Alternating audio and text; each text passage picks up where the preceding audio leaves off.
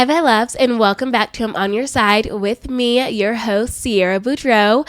Happy to have you guys back for another week of the podcast. I guess we can just jump right into it because I don't think I have that many updates other than Alex's friend Daniel is here visiting for a couple of days. So that's exciting because I haven't met him yet. So they are off in Colorado Springs doing a little hike. It's called the Incline and it's multiple thousands of steps. I think 27,000 is what he said, something insane like that I would truly never do. So when he said him and Daniel were going to go do that, I was like, no, y'all go have a really good time. I, however, will never be doing that, but more power to anyone who's done the Incline. That sounds beautiful, wonderful, exhilarating, just absolutely not for me. I know someone who did it, not recently, but I guess like semi-recently, depending on what your idea of recently is. And she said it was like really hard, but really fulfilling just to get to the top and experience that. So I love that. And I also love that we can all find fulfillment in different ways. And my fulfillment simply will not come from climbing 27,000 steps. I couldn't even imagine doing that in the summer. Obviously, it's not the summer right now, but doing that in the summer, like in the heat, would just be truly insane, like diabolical. So I'm glad that they're off doing that, having a good time, enjoying that. I joked and I was like, you have to bring me Whataburger on your way home because there are some Whataburgers in Colorado Springs and there's none in Denver. So I was like, you have to go get me some. But the problem with that is that Whataburger, if you've had it, you know it's only good when it's fresh. The minute Whataburger cools down, it is no longer good. There's nothing more heinous than a cold honey butter chicken biscuit. I can't even, and I know this because when we were in Dallas for our layover last week going to Minnesota, we went to Whataburger because I hadn't had it in so long and I was just so excited. So we went to Whataburger, and my eyes were definitely bigger than my stomach. I ordered a honey butter chicken biscuit and then a honey barbecue chicken strip sandwich, but I always get the junior size and I get it on a bun because I think it tastes better on a bun than on the toast. So I started with the honey butter chicken biscuit because I wanted a couple bites of that, and it was so good when it was warm. And then I thought I'm going to save the rest of this for later because I only want a couple bites now, and I really want to get into the deep beauty that is a honey barbecue chicken strip sandwich. So I saved the rest of the honey butter chicken biscuit for later, and then we were getting to Minnesota, like driving through from the airport up to the cabin that we were staying at, and I was like, oh, I have a little bit of this. I'll take a couple bites just to hold myself over until we get there for dinner. I tried one bite of it and it was cold and hard and nasty. And I was like, I truly, that was a big mistake. I've been away from Whataburger for too long and I forgot that it's only really very good when it's fresh. So now I'm reminded. So I hope he doesn't actually bring me back Whataburger because I don't want it when it's cold. I mean, maybe like some of like a burger or whatever would be fine reheated, but I'm all about fresh food. I'm fine with reheated food, but I prefer it fresh if I could. And just something that is so delicious, I don't want to taint the memory of. So probably won't be getting that, but that's what they're doing. And that's the update we have. Other than in May, for a couple of days, the beginning of May, Alex and I are going to be in New York because one of my very good friends from growing up is getting married in Jersey. So we're going there for the wedding, and I'm so excited. That just mental note, I need to order her a wedding gift from her registry. That is super important, so I need to do that. But we're going to be there, and I'm really excited because we're going to be just in the city for a couple of days, Wednesday through Friday. She's getting married on a Thursday, which is great for us because Alex is off Wednesday, Thursday, Friday. So if she was getting married on a Saturday or something, he wouldn't have been able to join me. So I'm really glad he can come. I reached out to someone who I used to work with at my previous company and I asked if she wanted to get lunch. I'm waiting for her to reply to that, but I would love to get lunch with her while I'm there just because I think that she has such valuable insight on tech and careers and all of that stuff. I think that it's really important for me to just maintain those connections and keep networking and, stay with like one pinky toe into the corporate world just to see what's going on. Nothing lasts forever and there may be a need to pivot, especially if the TikTok ban goes into effect, things like that. Like there's just always a reason to stay in the know with what's going on, even if I'm removed from the corporate world right now. So I'm hoping to get lunch with her and I'm looking forward to that, but looking forward to just being back in the city, looking forward to actually getting to spend time in the city with Alex because most times that we've been to New York together, we haven't actually gotten to hang out. It's been like me working and then he would just like hang out and explore. But I am still reading The Women by Kristen Hanna. Incredible book. If you're looking for one. I love everything that I've read by her. I think she is a fantastic author. And oh my God, how could I forget, you guys? Taylor Swift's album comes out on Thursday. Well, technically Friday, I think, but it'll be 10 p.m. Thursday here when it comes out. Obviously, this episode is going to be up after the episode or after the album comes out. So I'm not even going to be able to give you like my pre-thoughts before you hear this episode, but I'm so excited. I am literally so excited. Some of my friends are having a listening party, and I'm like, as much as I would love to be there for that, I think this is an album I need to experience in my bed, headphones on, in the dark, like by myself. I think that I really need to soak it in by myself, because what if there's something that I want to rewind and listen to again, and then everyone's ready to move forward? Like, I can't do that. I need to be able to listen to the album exactly how I want to listen to the album. So I think that I need to do it alone. Even adding in the fact that after the album's over, I have to drive all the way home and it's going to be like midnight. I don't want to do that. So I'm going to listen to it at home, and I'm sure we're going to listen to it on repeat every time we're together. But I am so excited. I love a new Taylor Swift album. I think the energy in the air is just electric when Taylor Swift is about to release an album. If you're not a Taylor Swift fan, absolutely fine. That is your prerogative. But ultimately, she is an incredible artist, an incredible songwriter. And so when she releases music, there are hundreds of thousands, millions of people being excited for it. And I think that's a beautiful thing. I think whether it's Taylor Swift or Beyonce or your favorite sports team or whatever, just the fact that we get to participate in something that is like a collective enjoyment is so sweet. I know that after the solar eclipse, a lot of people were talking like, or just saying little things like, I wish that we could do this more often. Like, I wish that we could find something to be excited about together more often, or just something that gets us outside and, in each other's company and in each other's presence. And I think that that is so true. I think that having group enjoyment is so fun and is so fulfilling. And I think that we can find that by way of our favorite musical artists, our favorite sports teams, our favorite parks, our favorite whatever, just something that you are not the only person who enjoys it and there's collective enjoyment there. It's just so fun and so special. So I am really looking forward to everyone's opinions and thoughts about the album. I'm excited to hear the album in and of itself. I'm excited to see how I respond to the album, because of course we're all thinking like this is going to be a breakup album, and I'm sure it is going to be a breakup album, but I think that Taylor is really, really good at sprinkling in so much nuance and so much depth into her albums that, on the top level, it's a breakup album, but there's going to be so much more ingrained in there, and so much to think about and so much to sit with. And I am really looking forward to that. I have been spending a lot of time lately with the Bleachers album that came out, self-titled. I've been spending a lot of time with it because when I first listened to it, I was like, oh, I don't know. I guess, I could take it or leave it. Like, it's fine, but I don't know if it's my favorite. But I've been listening to it more and more, and oh my God, I think it's one of my favorite Bleachers albums. It's just an incredible album to have on and to listen to, and I feel so connected to it. I think Jack Antonoff did an incredible job with that album. So I'm really excited to see what he and Taylor did together for her new album. So that's what I'm listening to. And that's my wrapped up thoughts. And I'm really hoping that when the album comes out, we get to talk about it and we get to discuss it and we get to figure out what it means for us. And I'm just looking forward to that collective enjoyment. But all of that being said, I guess we can just go ahead and dive into the episode. This is an episode that I've wanted to make for a while, and I think I've just been waiting for the right time because I wanted to make sure that I had my thoughts together on. I said the same thing about last week's episode, which you guys really have enjoyed and resonated with, and I'm so thankful. That episode, if you didn't listen to it, is all about moving to a new place, moving to a new city, and feeling, that excitement and also angst of starting over and what that looks like and how to navigate that. So we deep dove into that whole topic, and I really loved the episode. I loved recording the episode, and I think that you guys loved listening to it. So I'm very thankful for that, and I would hope that if you love an episode, you go ahead and rate it 5 stars. That would just make my day a little bit brighter. So thank you for all of your ratings and reviews. As you do them, I really do appreciate them, and they mean a lot to the podcast and a lot to me. But back to this episode.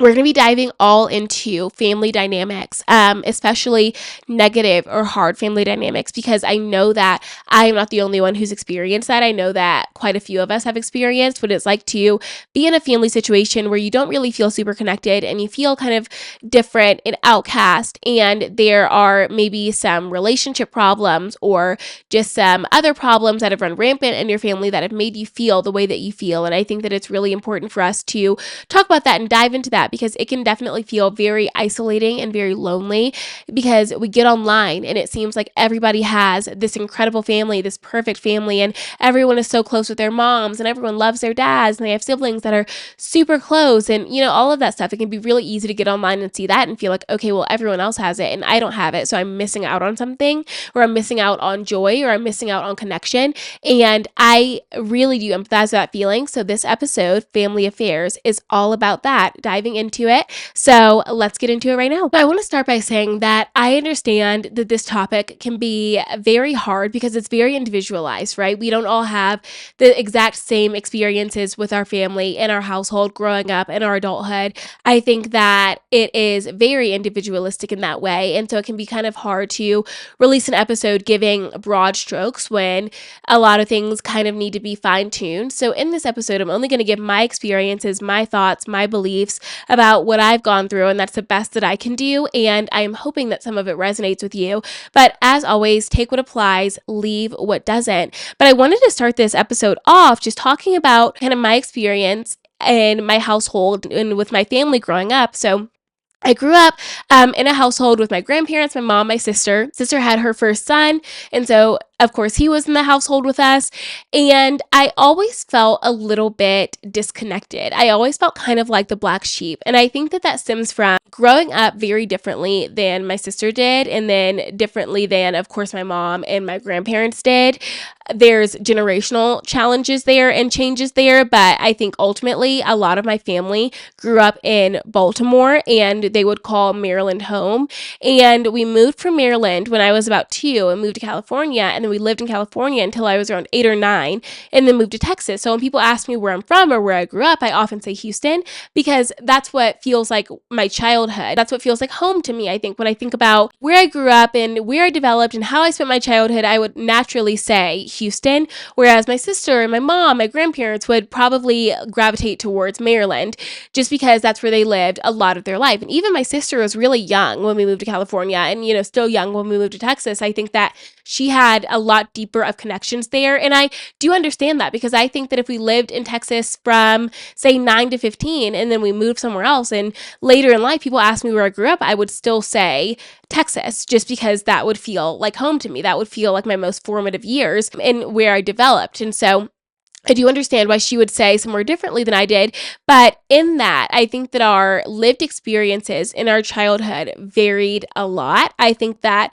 I can't speak for her exact experience, but I knew that I grew up in this relatively affluent, predominantly white neighborhood. A lot of the schools were incredible. I think that I really did benefit from our move to Texas just because the public school system was incredible where I went, and I learned so much. And I talked to people who grew up in different places, and they talk about how they feel like as an adult they look back and realize their education was severely lacking. And I look back at my education and I feel like I had really what I needed to set me up for success in college and beyond. I think that the foundation of education that I got was really, really incredible. I started off school in California doing private school, and so that set me up in a nice way, and I did appreciate that. I guess I didn't appreciate it at the time. I was a kid. I didn't really realize the difference between private school and public school, but knowing what I know now about the area that we lived in and all of that stuff, private school is a great option. So I look back and really am glad that I had that experience. But moving to Texas, there was really no need for me to go to private school. There weren't very many private schools in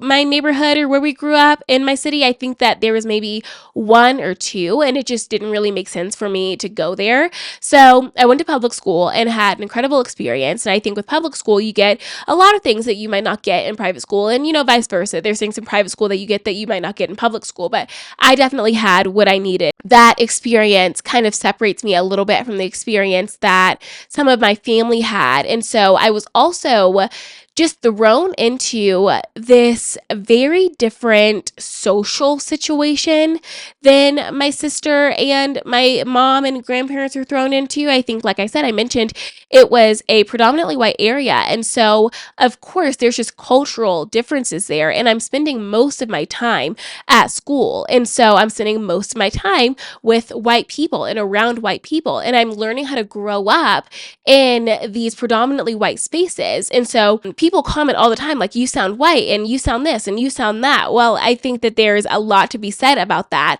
I think that a lot of who I am is based off of how I grew up and who I grew up around. And I don't think that that's a problem. I find no problem with how I sound. I find no problem with how I act. All of that to say that I do think that people take notice that I sound a certain way or have certain mannerisms or characteristics based off of where I grew up. And I think that that would happen to anyone when you grow up in certain environments, in certain places. I think that especially the school system that you go to matters so much and influences so much about who you are, because you are spending so much time at school, more time at school oftentimes than you're spending at home. So I wasn't spending a lot of time in the home. And then at home in the morning, nobody was really up. My mom was already up and out the door getting ready for work because she had a commute. And so it was that I was spending a lot of time outside of the home, a lot of time with friends, and a lot of time just feeling kind of separated. I think that the times that I was at home, I never really felt like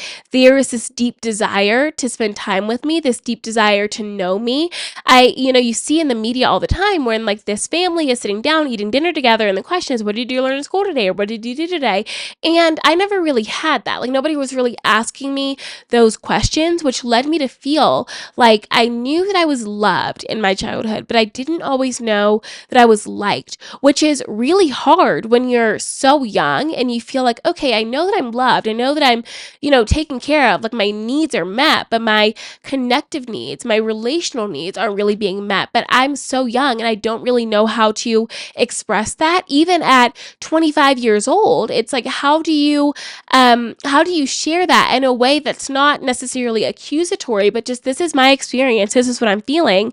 And as a child and as a teenager, it seems like that conversation would have been more trouble than it was worth. I have to remind myself now that people can only meet you with what they have, right? With the depth and the understanding and the emotional understanding that they have. And so if you're coming from, point A and they're all the way down at point E, and you guys can't meet in the middle at all, it feels like it's wasted conversation. It feels like it's wasted energy to say, I need this. I also have to empathize with the fact that there are different needs that seemed more prevalent amongst different generations. And I think that with my mom, she grew up in a household with siblings. And I have my older sister, but she's 7 years older than me. We weren't close in age at all. And so we were experiencing very different life experiences. By the time I was 7, she was 14, and then so on and so forth. And so our lives just looked very, very different. And then when I was a teenager, she was out of the house. And so there just wasn't a lot of connection there. I didn't really feel like there was a particular interest in me or close connection with me.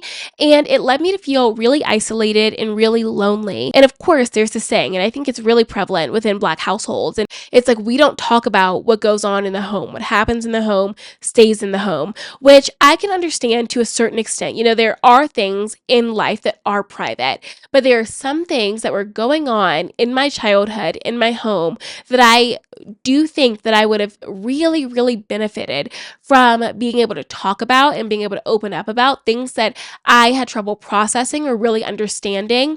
And it felt like, okay, well, if I'm growing up and I don't really feel connected to anyone in my home, but I can't talk about these things outside of the home, and I'm also not going to therapy consistently because I don't really know how to ask for the fact that I think I need therapy consistently, who do I talk to? Which leads to a lot of internalization and a lot of shutting down. And I think that has really impacted myself in adulthood, where when I'm experiencing these big emotions, these really big feelings, instead of reacting outwardly, I often shut down and retreat inwardly because I'm like, okay, I guess I just need to process this by myself, and then I can have a conversation around it, which in some ways I think has saved me arguments, and in some ways I think it's caused arguments. I think that I am just of the mindset that people often don't care as much as I wish they would. And I think that that's a trauma response. And I have incredible, wonderful people in my life who have proven to me time and time again that's not true. But when you grow up with something and it feels almost ingrained in you, it takes a long time to unlearn that pattern and unlearn that thinking.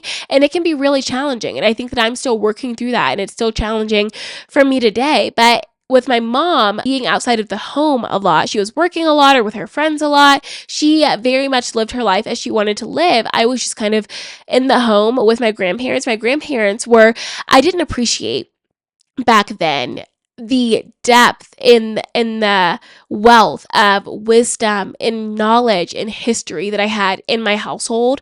I was so young that I didn't take advantage of it or really value it the way that I wish that I did. There are so many questions I wish I asked, so many things I wish I wrote down, so many conversations I wish I had, but I didn't. And so I felt really lonely and isolated upstairs. It was a 2-story home, so I was upstairs. My mom was out of the house, my grandparents were downstairs, and I just felt like, okay, I'm in my own little world. I'm in my own little bubble. And so when I was home, I spent a lot of time retreating and a lot of time just internalizing things, and that turned me to being very online at a very young age. And mind you, my internet access was not restricted.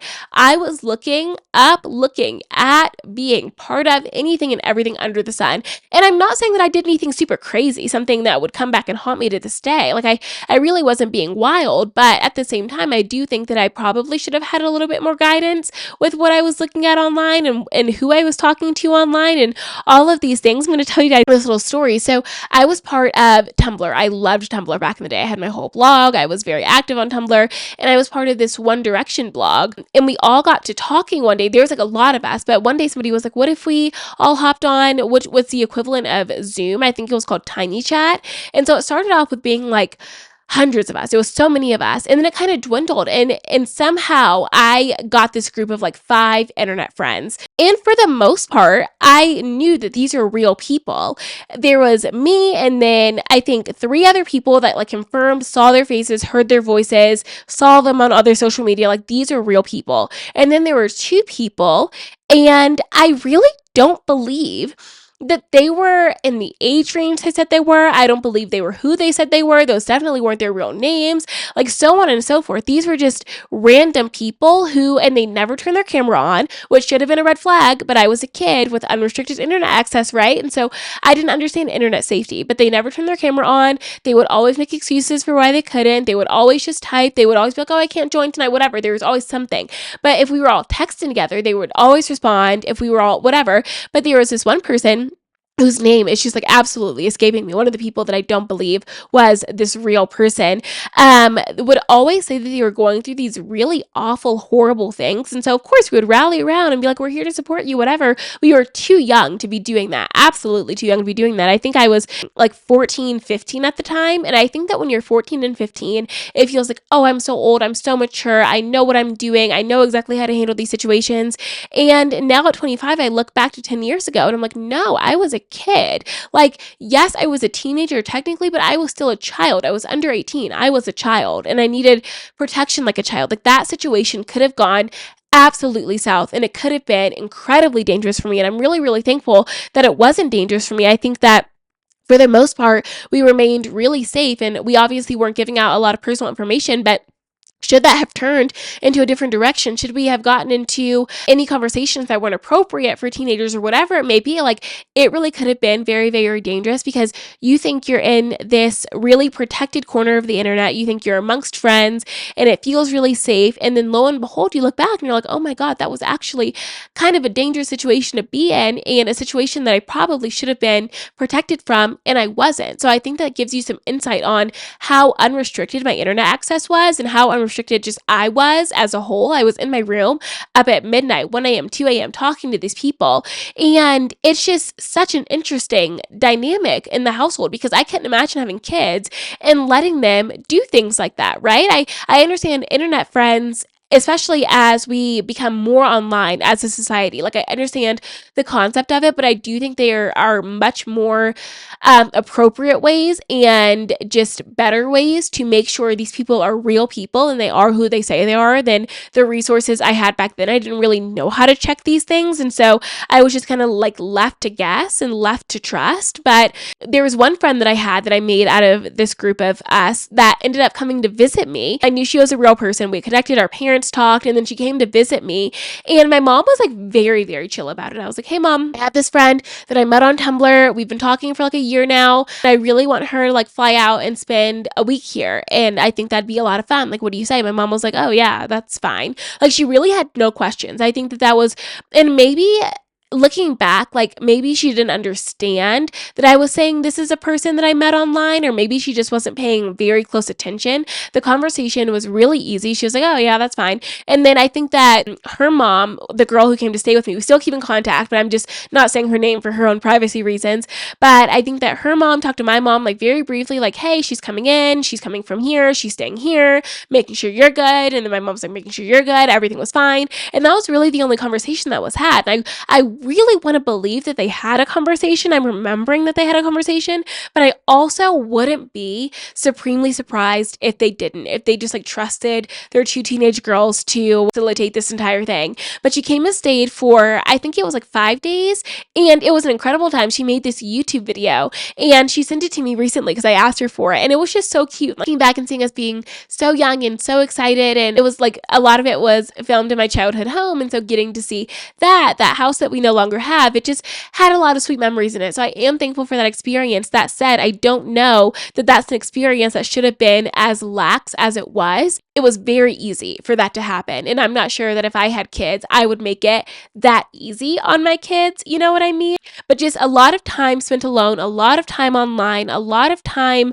trying to find connection and trying to find closeness any way that I could. The conversation of like, what happens in the house stays in the house, what happens in the family stays in the family. I felt like I had more leeway to talk to my internet friends about those kinds of things because they weren't part of my everyday life. And I felt like a safety because, okay, well, if I tell them these things, it's not going to get back to my family. It's not going to get back to my mom. No one's going to find out. Like, it's just, I can say these things freely and openly. And I think that I really did value that point of connection that I had in my youth and in my childhood. I think that made me feel understood and connected and loved in that way and liked in that way. I really did value that. But because of the time I spent online, I think I withdrew more and more over time from my family and into myself and into this online presence. And then as I got more involved in school and more involved in theater, I spent a lot more time with them and outside of the home. And so I do think that there was a lot of room to be desired and a lot of jealousy building up, right? Because I would see my friends and I'd be like, oh, I can't hang out tonight. We're having family night, or we're going on this family vacation, or we're doing this thing. And I'm like, oh, I don't get that. And I don't really understand that. And I think still to this day, I kind of struggle when people are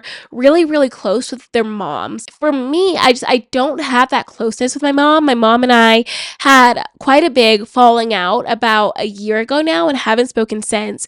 And even before that, we were not ever really very close. And so when people say things like, oh, I want my mom, or I miss my mom, or I call my mom 5 times a day, for me, that doesn't really connect because I never really had that closeness and I never really had that connection. And not only because I kind of retreated, but I felt like that wasn't something that she really wanted, which was hard for me. And now as an adult, it's like, okay, what does it look like when I know that I don't have that relationship with my mom? And then studies have shown how you're parented is often how you parent. I have to be hyper aware of being intentional about how I want to parent because I don't want to parent the way that I was parented. You know what I mean? It's things like that people who have these incredibly closely connected childhoods and these really healthy childhoods, and they go on to be great parents more often than not, or good parents at least more often than not, it's because they have that foundation set for them. And for me, I have to set that foundation for myself because the way that I was parented isn't the way that I want to do it. And so it takes a lot of intention before I have the kid, right? I can't just have a kid one day and say, okay, I'm going to be better. I'm going to be great. I'm going to automatically know what I need to do. And I can take what I learned and apply it here. I can't really do that to a grand extent. So a lot of what I am learning about parenting is starting now because I want to make sure that I have these skills and I have these things implemented in myself before I get to that point, because the last thing I want to do is fuck my kids up. But it's kind of inevitable. I think that with society and with the way that families work and with the way that relationships work, there's always going to be something wrong, but I'm trying to avoid as much as I can. So that kind of gives you some insight on how I grew up in my family dynamic and all of that stuff. But I want to get into kind of the heart of the episode, which is what to do about that as an adult. I think that that's my experience, and some people grow up in these really awfully abusive households household. Some people grew up in these really poverty-stricken households. There's a lot of things in childhood that can make the home situation and the family situation really tough and really strained. And so I obviously don't have all of those experiences, but I do have the feeling of loneliness and disconnection and things like that. And without going too much into the depth of my family story, because I don't know that that's appropriate or necessary here, I do want to move forward about how I went about setting boundaries and how I went about growing from my childhood and things like that. So when I graduated high school, I think I very much knew I'm going to leave and I'm not really going to come home. I kind of made my mind up that I wanted to grow into my own person and do my own thing. And I wanted to find all of the things that I was craving in my childhood. I wanted to find love in the household. I wanted to find connection. I wanted to feel that closeness that other people said that they felt all the time. I wanted to be loved and liked, things like that. And so when I was going to college, I was really excited. I mean, I was super looking forward to it and went to college, and I kind of decided like I want to be my own person. I want to separate myself from my family because I got the first taste of financial independence, which was really special for me. So I was really lucky to get, I had some student loans, but a lot of my college was paid for from grants. I only took out student loans my first year, and then after that, it was completely paid for by grants. And I was getting a refund from the grants, which was awesome because it was just free money. So I was able to start saving, which was something that I couldn't really do in my childhood because there's some problems with money, some problems with finances, things like that, where any money that I had was kind of community money in some aspect. I never really felt like I had very much of my own money. And if I did, it was like, here's $20 for this very specific thing, and then you spend that money and that's it. I didn't really have access to like a bunch of funds until I was older. I was a senior in high school. My dad gave me a credit card to use for emergencies, and that really gave me a very good taste of financial responsibility. I was like, I have this money if I need it, but I understand this isn't money to just go to dinner with my friends and buy everything. This isn't money to go every extravaganza. This isn't things like that. And so until I got a job in high school, I didn't really have excess money. And even when I did, I felt like I had to hide how much I had. And I felt like I had to be kind of secretive about the money that I was making for various reasons. So when I went to college and making my own money, and I didn't have to ask for any money, I was making my own money from grants, and I was also making money from working in college, and I didn't have to ask my family for money. I felt really, really excited because I spent some of high school, like the tail end of high school, saving up so that I'd have money in my savings because I knew that I wasn't going to work my freshman year of college. It just didn't really seem feasible. I wasn't going to have a car. My dad didn't allow me to take my car to college with me, and I was saving up, and I knew that I was going to be spending money because that's what college is, and I knew I wanted to join a sorority and I had to pay for that, things like that. And so I was experiencing financial independence, and I think once it clicked in my head, like, oh, I'm financially independent and I'm not reliant on them for anything really. I can just see what the relationship looks like when I don't need them and when they don't need me. And I found that even without that connective factor, there really wasn't much depth there. I think that I grew a lot in myself and a lot in my identity, but I grew farther from the identity of my family. And I decided that, okay, I'm going to stick here as long as I possibly can. And I don't really want to go home. I think I went home my freshman year Christmas because they were kicking us out of the dorms. And so we couldn't stay over the holiday. And so I went home for that, 3 weeks, 4 weeks, something like that. And as soon as I could come back, I came back, and I was so excited to be back. And I realized how much I had grown and how much I had built myself up when I was in college. I think when you're doing it, you don't realize how well you're doing until you go back into the situation that you healed from. And you're like, oh my God, I worked so hard to get away from this. And I'm so thankful I did. And now I want to be back there. And so when I went back to college, I felt incredible. And then that's when I started setting very serious boundaries with my family. There were conversations that I was just no longer willing to have. I was like, I'm not coming home. I don't really feel good coming home. I don't feel comfortable coming home. Over the summer, I'm going to stay. I'm going to get a summer job, and then I'm going to stick in my college town. And so I became an orientation leader. And so that allowed me to have free on-campus housing, which was incredible. And I got paid not nearly enough money when I look back at it, like truly not nearly enough money, but it was something, right? And so something to replenish my savings account a little bit because I wasn't paying for housing, which was great. And then I didn't have to take out any more loans. And so it really worked out for me. And so from then on, I just was very, very clear about the boundaries that I was setting because I felt like I finally had the rope length to do so, because it's really hard to set boundaries when you're reliant on somebody for something, because they can say, unfortunately, if they are in unhealthy mindsets or abusive in any way or narcissistic, they can say things like, okay, well, if you don't give me this, I'm not going to pay for this. And And that's a really hard position to be in when you're in college and things do need to be paid for. So I am very, very lucky and very fortunate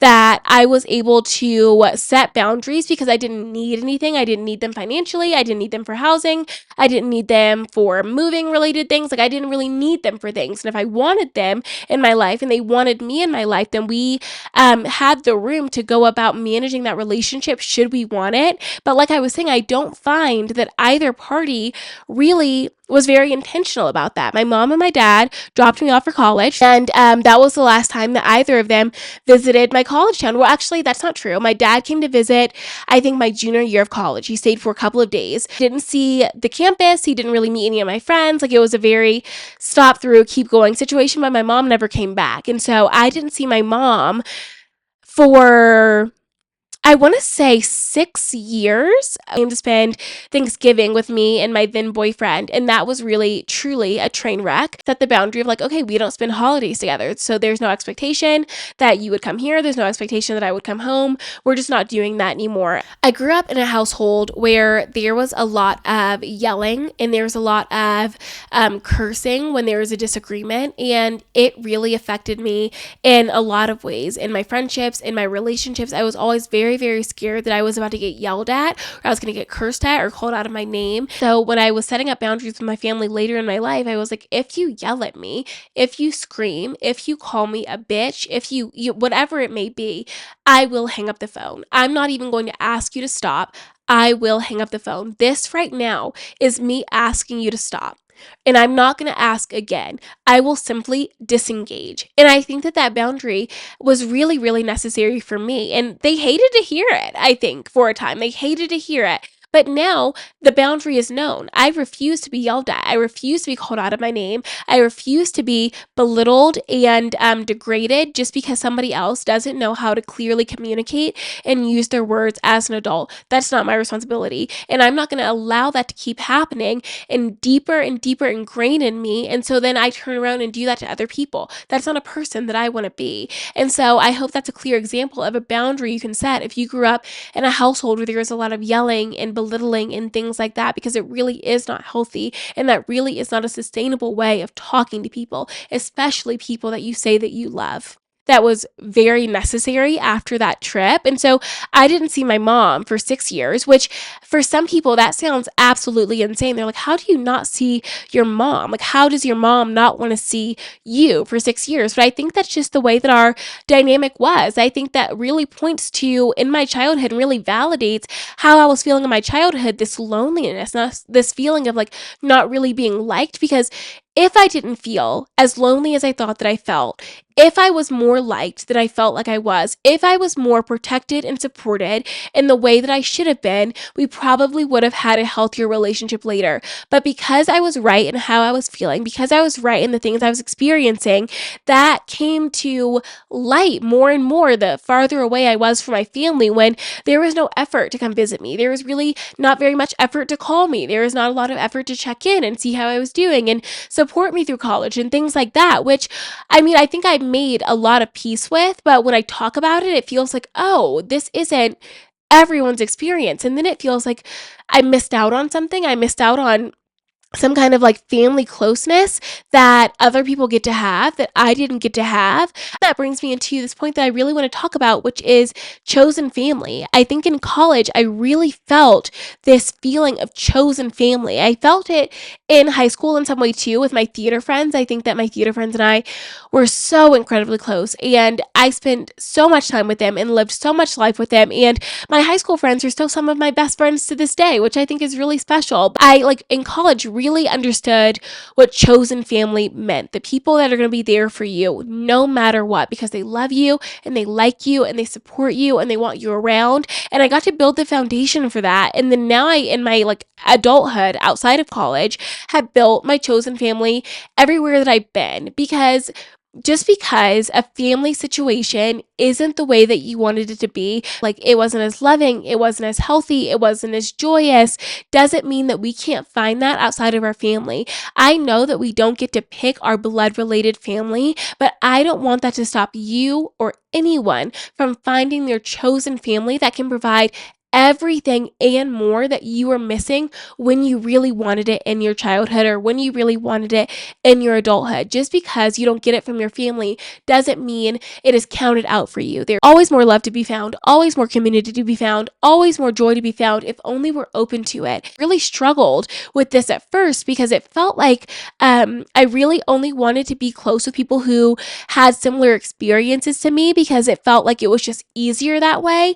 I struggled with people saying that they had these great relationships with their family and they would ask me about my family and I would just kind of shut down or tense up and be like, oh, they're fine or whatever. I would like make little things up because I wanted it to seem like I had some kind of closeness with my family. But at that point in college, by the time I was a sophomore in college, I didn't know what my mom did for work. I didn't really know where she was living. I didn't know what my sister did. I didn't know where she was living. I was very disconnected. My dad and I would talk more frequently than my mom and my sister did, but my dad and I have a different relationship. I didn't really grow up with my dad in the house. He moved in with us, I want to say junior year of high school. And so there was only 2 years that I was living with him. And then I was off to college. And it felt like a very short years when I think about the span of my life. And so it was just really hard for me to want to cultivate this closeness with people who seemed like they had it all. But the more conversations I was having with people and the more open I was allowing myself to be, I realized I was only doing myself a disservice. That yes, some people have this family unit that's wonderful, but they struggle in other ways. And just because they have a great family doesn't mean that can't be friends or can't be close or that they can't empathize with me. And I ended up spending some holidays with my friends' families, which was incredible. And I feel so lucky that they welcomed me into their home. And that's the reason that I really am a big advocate for chosen family, because they can include you in situations and in things that you wouldn't necessarily have had otherwise until you get to build your own family and all of that stuff, until you get married, if you want to get married, and have kids if you want to have kids, and things like that. Just because you don't have that yet doesn't mean you can't have that closeness and that love provided by other people. And I think that it's really easy to get jealous of people who seem to have it all. But when I realized, and I really want you to realize, that no one truly does have it all. There's always problems. There's always something going on that people either aren't talking about or are talking about, and you're just not paying attention to. I don't want to say there's always something wrong, but things aren't always as perfect as you may think that they are. And you have to give people the chance to love you. You have to give people the chance to let you in. And we only do ourselves a disservice when we look at people and we say, okay, well, you seem perfect and your life seems perfect. Therefore, I can't associate with you because I'm too tainted, or I'm too lonely, or I'm too misunderstood, or I'm too whatever it may be. I think that there is so much to learn, which brings me into my next point, that I learned a lot about healthy relationships, healthy family units, healthy communication, just from being around people who had that, having conversations with my friends who had that. I've learned so much, notably from one of my childhood best friends. I would be at her house literally all the time. She lived in the house with her 2 parents and then her 3 siblings and herself. And the way that they operated and the way that they communicated was so different to me and so strange to me. The house just seemed like it had, and not just seemed like, I was there all the time. I saw it. The house had so much love and so much closeness and so much joy in it. And it wasn't a silent home. It was very loud and very talkative. And I learned so much about what I wanted in my life when I got to build my own family from being in that situation, from learning from those around me. I learned about communication styles from some of my friends. I learned about relationship conflict from some of my friends or some of my friends' parents in their marriages. Like, I learned so much from allowing myself to be open to being around people who seem to have more than I have, because I fully believe, I've said it before and I'll say it a million times, if you see something and you have this yearning for it, this deep want for it, this desire for it, it means you can have it too. I don't think that my desires are wasted. I don't think that I see these healthy marriages in these healthy family units and I'm seeing it so that I can be jealous. I think I'm seeing it and admiring it and desiring it because I truly can have it if only I'm willing to work for it, if only I'm willing to do the work and show up and work through the things that were taught to me that I don't want to be ingrained in me anymore. Like, I have a responsibility to unlearn things and learn newer, healthier ways of doing things for my kids because I hope to have kids. And I'm not leaving it up to chance and just saying, okay, however I parent is how I parent. I want to make sure that I have the skills that I need to parent in the way that I want to parent. I think that desire started from just watching people that I would spend time with, watching people's parents, watching people's family units, watching people and how they communicated with their siblings and things like that. Just watching people, observing people, being around people. And I understand that that initial feeling of jealousy can feel so heavy. But once you work through that and say, I see it and I want it because I can have it, I think that jealousy starts to dilute itself. And before you know it, it's not really jealousy. It's just, I'm so glad you have that. It is so wonderful that you have that. And it's so wonderful that I'm going to get to have that soon enough. I want to go back to boundary setting for a minute, just because I think it's a really important thing to touch on. It is really hard to establish boundaries with unhealthy people, with narcissistic people, with abusive people. And sometimes the boundary is no contact. Sometimes the boundary is saying, I just refuse to engage at all, and constantly putting yourself in situations where you leave drained and exhausted or hurt in any way is not healthy for you. And so I want to validate all of you who may have removed yourself from family situations. You guys can go for romantic relationships, it can go for friendships, whatever it may be, but I'm just talking about family in this instance.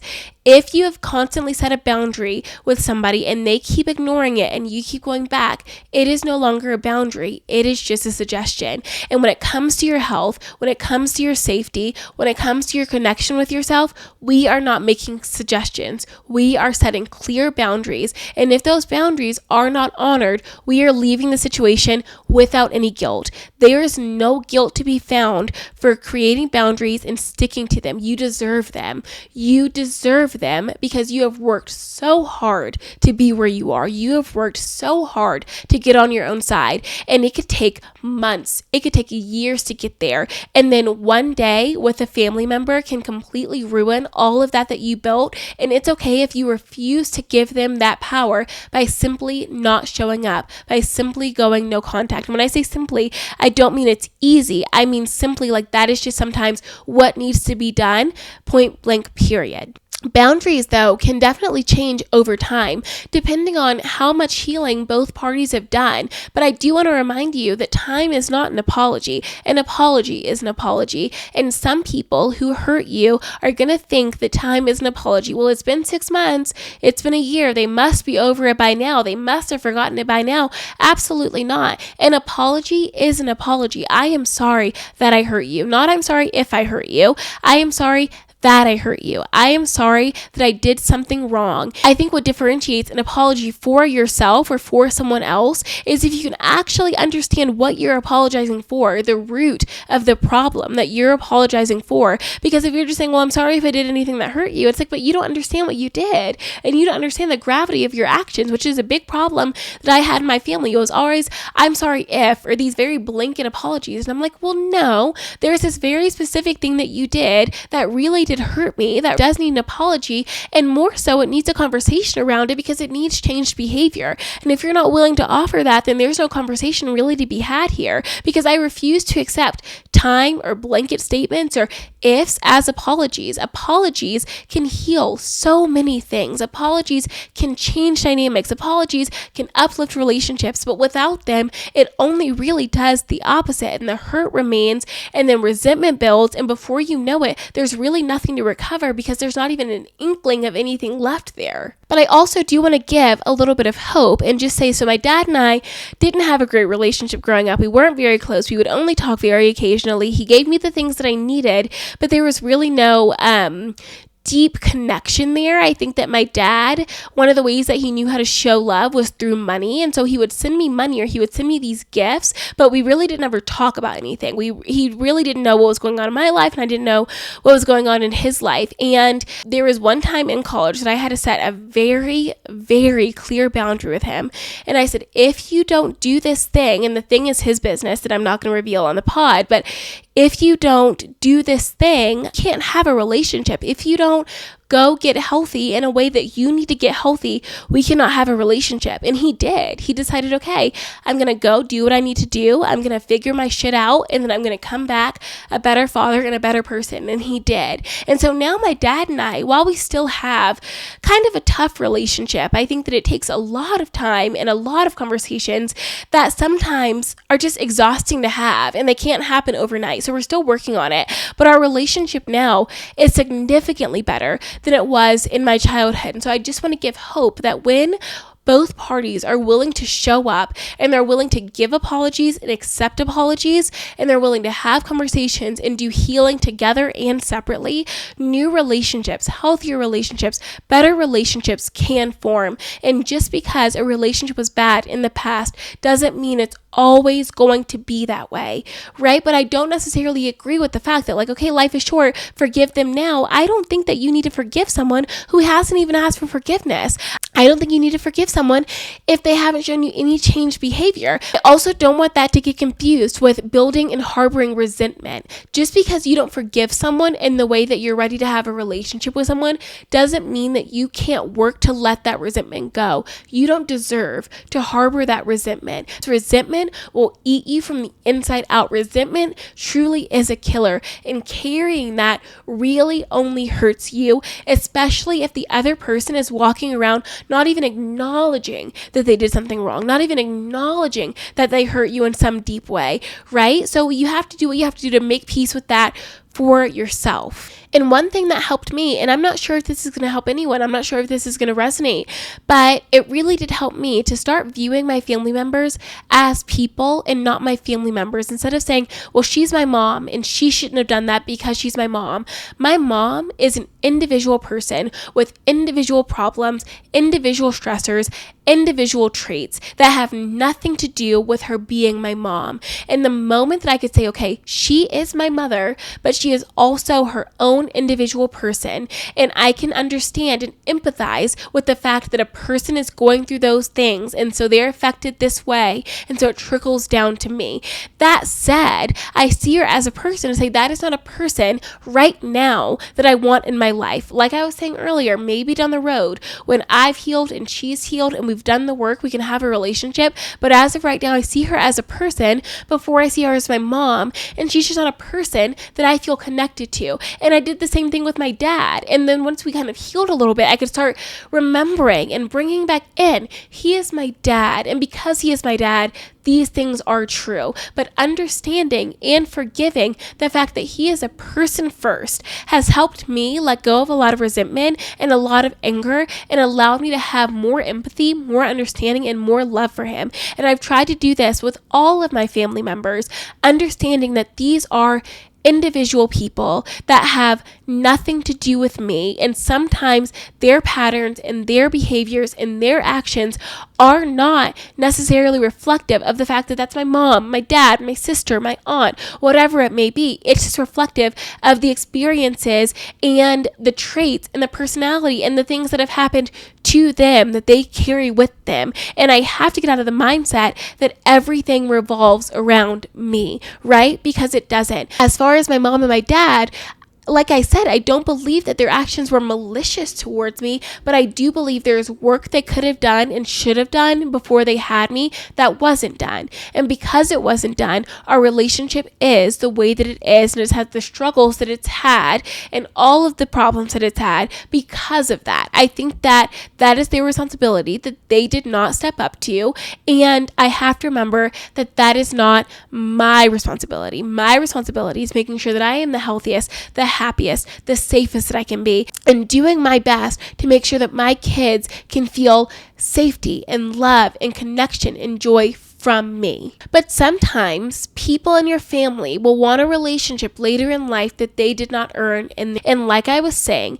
time is not an apology, right? So if they want that, they need to work for that. And it is up to you and your responsibility to set that boundary, to say, hi, I know that you want a relationship with me. I can see that you're trying, but these are the things that were unresolved. These are the things that I need to talk about with you before we can move forward. If you're willing to do that, I'd love to. But if you're not, there's really no conversation to be had. And I think that that is more than fair. And there's no guilt to be found if they say, okay, well, I'm not doing that. I'm not having that conversation. We need to brush it under the rug and we need to move on.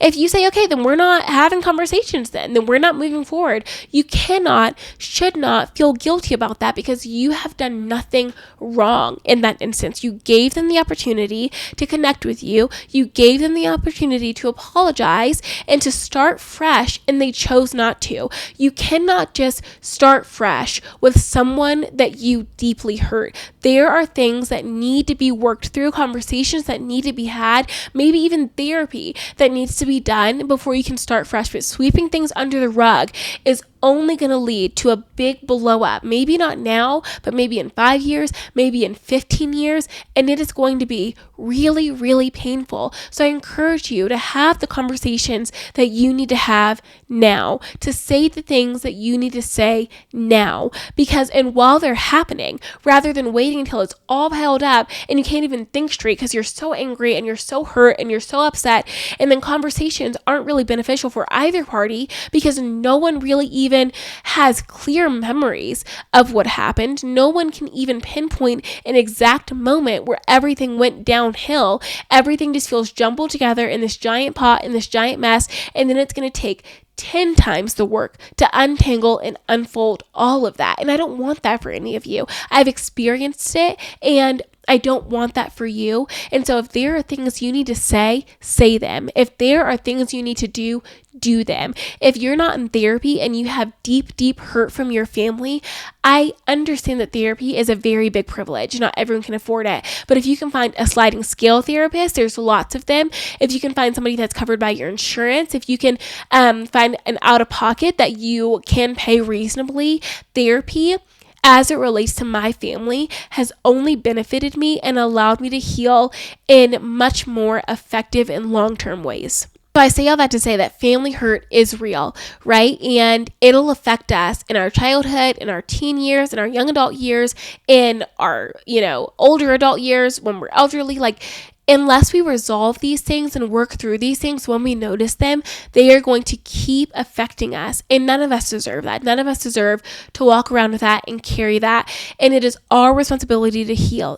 What I've learned is that no one is going to do the work for you. You simply have to do the work. And instead of continuing the cycle, it is our responsibility to break the cycle. Because as they say, hurt people will hurt people. And I just refuse to be someone who keeps hurting those around me because I am carrying all of this unhealed stuff. I'm an adult now. I'm an adult who can recognize my patterns and recognize my behaviors and recognize the things that I want to change. So I am making sure that I'm doing that as I can with the time that I have and the resources that I have and the people that I have. And I really hope that you're ready and willing to do that same thing. But in the meantime, keep your boundaries, okay? Keep your safety, keep your peace, keep the love that you found, and keep seeking more because you do deserve that. But I am so thankful that you would tune in to this episode with me. I feel like we covered a lot of ground, and I hope that it resonated with you, and I hope it makes you feel a little bit less alone. I hope it gives you a clear path to conversations that you might want to have, to boundaries you want to set, to people that you no longer want or need in your life. And I hope that it makes you feel a little bit less alone. So I will see you next week, and I love you so much, and I'm on your side.